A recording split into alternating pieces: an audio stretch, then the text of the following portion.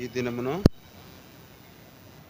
ప్రభు తన ఇంటికి పిలిచిన వారందరికి కూడా హృదయపూర్వమైన వందనాలు. దేవుడు తన స్వరత్వం ఇచ్చి సంపాదించిన సంఘములో మనలను తన సొత్తైన వారిగా, మనలను తన సంఘములో ఒక అంగముగా, ఒక అవయములుగా మనల్ని ఏర్పరచుకున్నాడు. అందుని బట్టి మనం ఆయన్ను ఆరాధించాలి, ఆయన గణపరచాలి, ఆయన స్తుతించాలి. స్తుతించేటానికి, గణపరచటానికి నీవు నేను ఆయన లేఖనాలను మరొకసారి చూసుకొని ఆయన గణపరిచే వారంగా ఉంటాం. ఆయన లేఖనాలను చూసి మనము ఆయన గణపరిచేవారుగా ఉంటాం. నిర్గమాకాండము 15వ అధ్యాయము. నిర్గమాకాండము 15వ అధ్యాయం.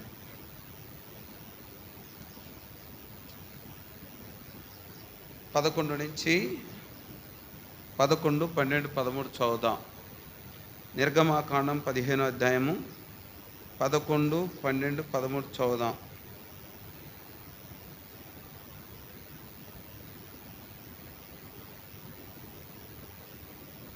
యెహోవా ఏలుపులలో నీ వంటి వాడెవడు?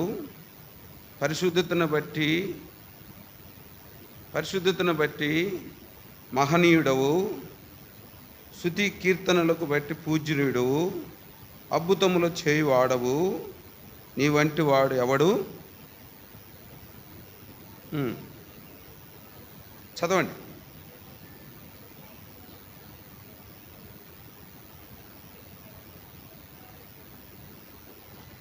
సార్ మళ్ళీ 13 అందరం కలిసి చదువుదాం. నీవు విమోచించిన ఈ ప్రజలు నీ కృపచేత తోడుకొని పోతివి, నీ బలము చేత వారిని నీ పరిశుద్ధ ఆలయమునకు నడిపించితివి. మరొకసారి మనం చదువుదాం. మరొకసారి 13 చదువుదాం.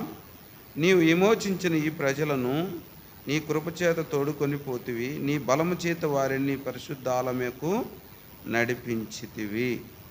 దేవుని సహాయం కొరకై ప్రార్థన చేసుకుందాం. మోకరించగలిగిన వారు మోకరించండి. మోకరించడానికి బలహీనత కలిగిన వారు మీ తలల కిందికి వంచండి.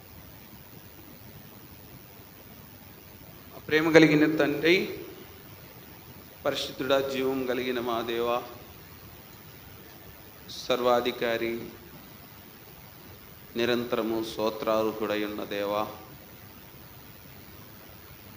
అంత్యకాలము, అపాయకాలం, దుర్దినాలు